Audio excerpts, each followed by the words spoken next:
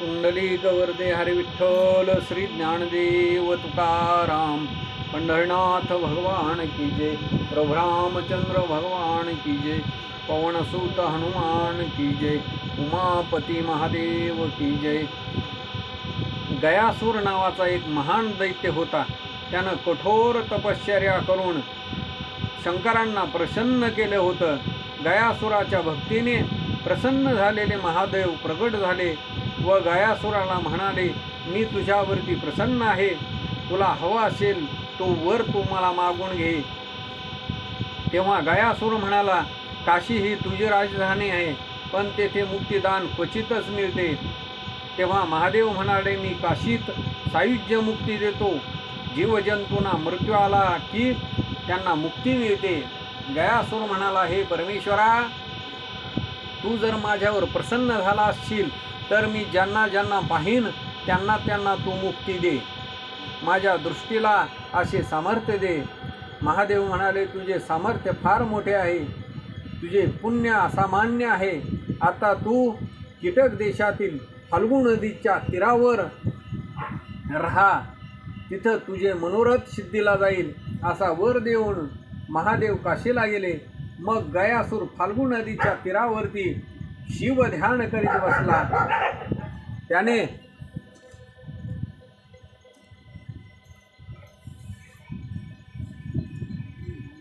त्याने त्रैलोक्यातील सर्व जीवजंतूंना बोलावले।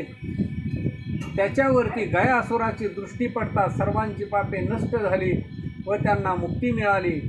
गयासुरानं मुक्ती देण्याचा जणू सपाटाच लावला। त्याच्यामुळं यमलोक ओस पडू लागला। यमलोकामध्ये कोणीच जात नव्हते, सर्वजण गयासुराच्या दृष्टीने मुक्त होत होते। मग यम सत्यलोकामध्ये गेला। त्याने ब्रह्मदेवांना भेटून सर्व वृत्तांत सांगितला। तेव्हा ब्रह्मदेव म्हणाले की गयासुराच्या मुक्तीच्या गतीपुढं माझी सृष्टीची उत्पत्तीची गती अगदी कमी आहे, आता काय करावं असा ब्रह्मदेव विचार करू लागलेला आहे। गयासूर हा जो दिसेल त्याला मुक्ती देऊ लागलेला आहे, त्याच्या नुसती दृष्टी पडली तरी मुक्ती मिळू लागलेली आहे आणि त्याच्यामुळं यमलोक हा ओस पडू लागलेला आहे। यमदूतांना काही कामच राहिलेलं नाही, म्हणून यम हा ब्रह्मदेवाकडे गेला। ब्रह्मदेव याच्यावरती काहीच करू शकत नव्हते। मग ते यमाला घेऊन वैकुंठाला भगवान विष्णू भगवंताकडे गेले। लक्ष्मी नारायणाची स्तुती करून ब्रह्मदेव म्हणाले, हे नारायणा, पृथ्वीवरती गयासूर तपश्चर्या करून महाशक्तिशाली झालेला आहे। शंकराच्या वरदानामुळे त्यांनी सर्व जीवजंतूंना प्राण्यांना मुक्ती देण्याचा सपाटा लावलेला आहे। त्याच्यामुळे मोठी विचित्र परिस्थिती निर्माण झालेली आहे। सगळ्यांना विनासायास मुक्ती मिळत असल्यामुळे यज्ञ भाग बंद पडलेले आहेत। त्याच्यामुळे 33 कोटी देवांना यज्ञ भाग मिळत नाही। वेदाध्ययन बंद पडले आहे, कोणीही तीर्थयात्रा करीत नाही। ब्राह्मणांनी संध्यावंदन मंत्र जप करण्याचं सोडून दिलेलं आहे। सूर्य चंद्र ग्रह मेरू पर्वताला प्रदक्षिणा घालीत नाहीत। माझ्या सृष्टीचा अंत झाला आहे, कारण शुभ अशुभ कर्म करणारे सर्वजण मुक्त होत आहेत। चंद्र सूर्य गयासुराच्या भीतीने उदय पावत नाहीत, तरी आता काय करावे? तुझ्या वैकुंठात सुद्धा खूप गर्दी झाली आहे। ब्रह्मदेवाने असे सांगितले असता विष्णू भगवंत म्हणाले, गयासुराला पूर्ण वरदान असल्यामुळे त्याला अशक्य असं काहीच नाही। आता काहीतरी युक्ती करून त्या गयासुरावरती विजय मिळवायला हवा। मग ब्रह्मदेव आणि विष्णू भगवंत विद्वान ब्राह्मणाचं रूप धारण करून फाल्गु नदीच्या तीरावरती गयासुराच्या जवळ आले। गयासूर हा शिव ध्यान करीत बसलेला होता। ब्रह्मदेव गयासुराच्या समोर उभा राहिले व विष्णू भगवंत त्याच्या पाठीमागं उभे राहिले। ब्रह्मदेवाने गयासुराला आशीर्वाद दिला। गयासुराने डोळे उघडले, त्याच क्षणी ब्रह्मदेव गुप्त झाला। मागे उभ्या असलेल्या विष्णू भगवंतांनी हे आशीर्वाद दिला, त्याच क्षणी विष्णू भगवंत गुप्त झाले। मग गयासूर म्हणाला, तुमची काय इच्छा आहे? तुमची कामना पूर्ण करण्यासाठी मी माझा देहसुद्धा अर्पण करीन. पण आपण आहात कोण? तुम्ही अदृश्य राहिलात तर तुमची इच्छा मला कशी समजणार? तुम्ही दोघे माझ्या समोर या. ब्रह्मदेव म्हणाले, आम्ही जर तुझ्या दृष्टीला पडलो तर आम्हाला मुक्ती मिळेल. तू आम्हाला मुक्त करशील व कैलासाला पाठवशील. आम्हाला मुक्ती नको आहे, आम्हाला निराळच दान हवं आहे. आम्ही ब्राह्मण आहोत, तुम्हाला कसलं दान हवं आहे?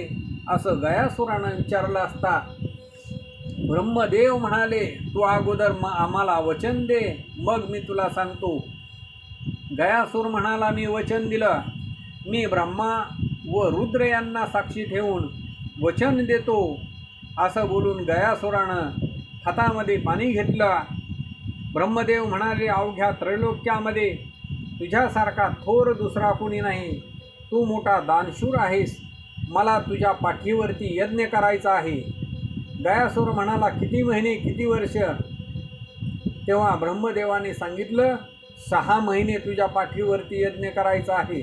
आपण दिलेलं वचन खरं करण्यासाठी गयासूर तोंड खाली करून ओणवा उभा राहिला. मग ब्रह्मदेवाने त्याच्या पाठीवर 6 महिने यज्ञ केला. आता पूर्णाहुती कधी? असं गयासुरानं विचारलं. तेव्हा ब्रह्मदेव आहुती देत असल्याने काही बोलले नाही. तेव्हा म्हणाले, आणखी 3 महिन्यांनी पूर्ण आहुती होईल. प्रत्यक्ष ब्रह्मा आणि विष्णू भगवंत बोलत आहेत हे ओळखून गयासूर म्हणाला, तुमच्या कार्यासाठी माझे शरीर कारणी येत आहे. हे मी माझे परम भाग्य समजतो. आता हे तीर्थ माझ्या नावाने प्रसिद्ध व्हावे असा मला वर द्या. 9 महिन्यांनी यज्ञ पूर्ण झाल्यावर गयासुराचं मस्तक तुटून पडलं. श्री हरी विष्णू भगवंतांनी जो पाय बळीच्या मस्तकावर ठेवला होता तोच गयासुराच्या मानेवर ठेवून त्याला मोक्ष दिला. तुझे मस्तक जेथे गळून पडेल त्या स्थळाचे फाल्गू गंगा तीर्थ हे नाव बदलून आता ते गया तीर्थ म्हणून ओळखले जाईल. मग विष्णू भगवंतांनी तेथे गया धरेश्वर लिंगाची स्थापना केली. ब्रह्मदेव आणि विष्णू भगवंत म्हणाले, जे या गया तीर्थामध्ये पिंडदान देतील त्यांचे पूर्वज पावन होऊन वैकुंठ पदाला जातील. जेथे गयासुराचे मस्तक पडले तेथे शमीपत्रावर राहील. एवढा जरी पिंड दिला तरी त्यामुळे सप्तगोत्राचा उद्धार होईल. गया तीर्थाचे असे महात्म्य आहे. पुंडलिक वरदे हरी विठ्ठल श्री ज्ञानदेव तुकाराम. पंढरनाथ भगवान की जय. प्रभु रामचंद्र भगवान की जय. पवनसूत हनुमान की जय. उमापती महादेव की जय. अवधूत चिंतन श्री गुरुदेव दत्त. वासुदेव हरी.